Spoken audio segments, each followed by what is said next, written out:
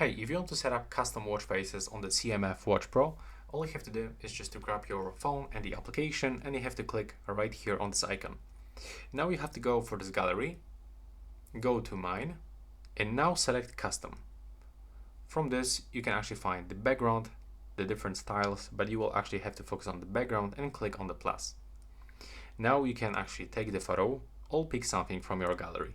That's what I'm gonna do. Now we can actually find all of the albums and all of the photos that we have on our device. So let's select, for example, this one. And from this, we can actually change the scale. We can also pinch the screen to change it.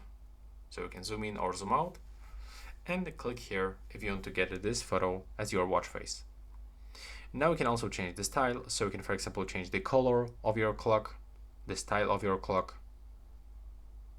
For example, like this one maybe. And we can also change position of the clock, and now we can set this as a current watch face, and we have to click yes. So now let's take a look. As you can see, now it's downloading,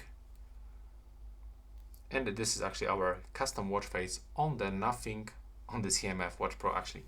So that's all for this video. Right now, please subscribe.